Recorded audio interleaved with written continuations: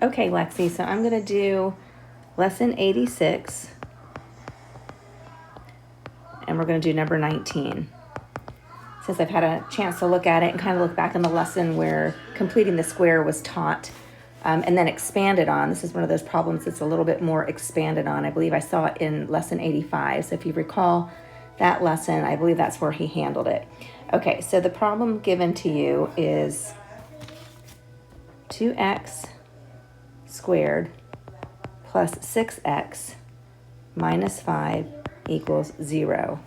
The problem with this, we can't just go on to completing the square right off the bat here. First thing that we have to notice is that there's a coefficient with the x squared, and we have to get rid of that. You need for this, in order to complete the square, we need for that 2 to be gone. But the first thing that we need to do is get this 5 out of the way so that we can make a spot to complete the square with. So we're going to add 5 to both sides. That'll get rid of it on this side. And I have 2x squared plus 6x equals 5. Okay, so the only way that for us to get rid of this 2 is if we divide by 2. That'll give me a 1x squared, and that'll solve that problem of having that coefficient there. But remember, I can't just divide one term by 2 and say that everything is in balance. So that if I'm going to divide the first term by 2, then I have to divide all terms by 2.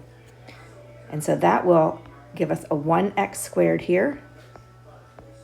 It'll give us a 3x here.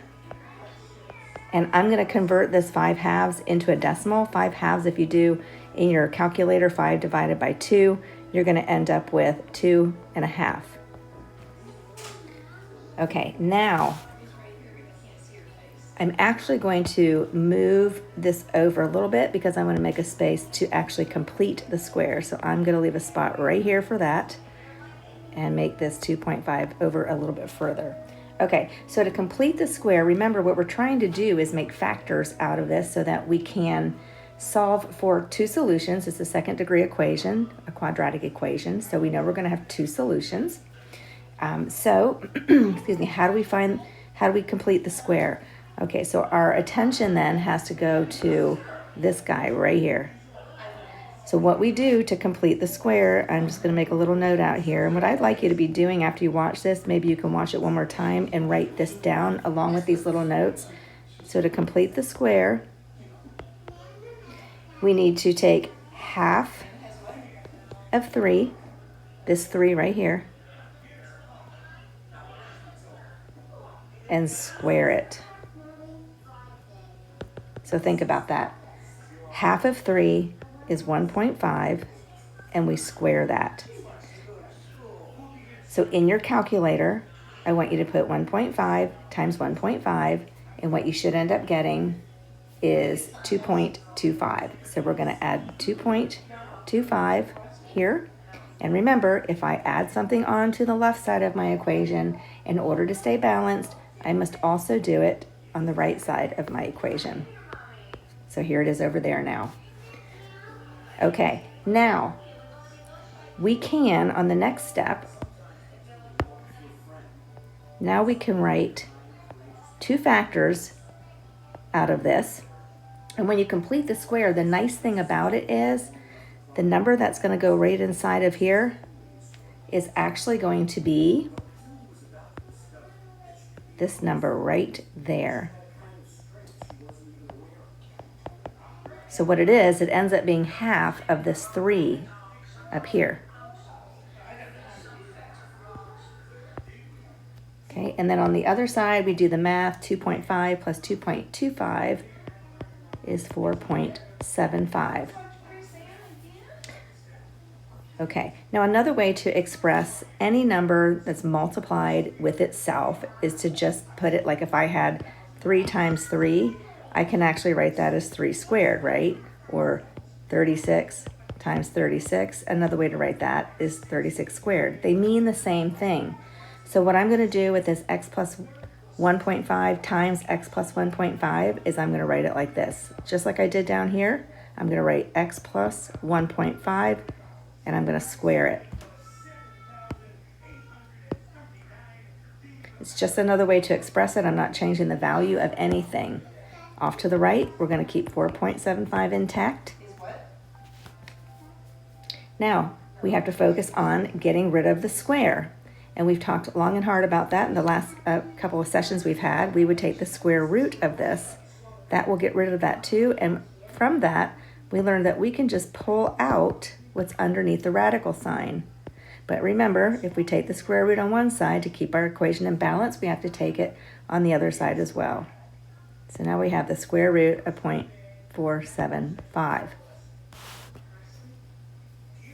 Okay, and remember, it's plus or minus because we know that when we take the square root of a number, it can be to positive. The solution for that would be, like, for example, if I had the square root of 9, we know that that's 3, but that's because 3 times 3 is what's 9. Remember, it's the same number multiplied twice, but we also know that negative 3 times negative 3 is positive 9. So your solutions on the square roots from here on out in algebra will be plus or minus. We know that we can get 2 solutions out of that. In previous years, it's not really taught or dealt with until you get to algebra, because we need to understand that there's more than one solution to this problem and many others as well.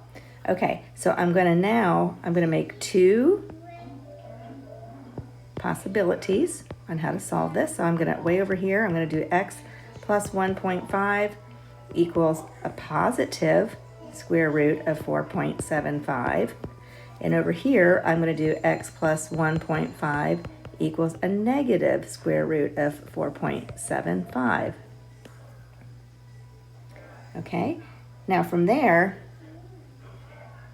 I'm just going to do the math. The first thing I'm going to do, and I'm going to have you do it too, is put 4.75 in your calculator and figure out what the square root of 4.75 is. And when you do that, it should give you 2.18 and I think some additional numbers as well. But you'll round that because it tells you to do that in the problem. So 2.18 on that side. And now we have x plus 1.5 equals a positive 2.18. We'll go ahead and solve this through. We subtract 1.5 from both sides. It eliminates this. We still have our x. I'm going to stick a 0 here just because I'm going to put a number in there so I can do my math of subtraction here. So I have 8. I came to 60. Okay, so the first solution is going to be 0.68. Now let's deal with the negative square root of 4.75. Square root of 4.75 is still 2.18. But in this case, we're looking at the negative 2.18. We did the positive on this side. Now we're going to deal with the negative on this side. Okay, so I'm going to subtract 1.5 from both sides. What is that? I'm subtracting 1.5 from both sides. I'm going to stick a 0 there. Just a minute, Blake. Just a minute. I'm almost done. I'm talking to somebody. Just a minute. X equals, and when you do that, we're adding 2 negative numbers together. So we just add them and keep, we keep the negative sign and then add your numbers and we get 3.68. And so that is the other solution to this problem. 2 solutions to our quadratic formula using completing the square. Okay, I hope that makes sense. If you have any questions, Lexi, you can text me, give me a call, or hold on to it until we see each other again next Wednesday. But I'm available to help you should you need it. Have a great Easter weekend. Bye-bye. Hi, Nana. Hi, sweetheart.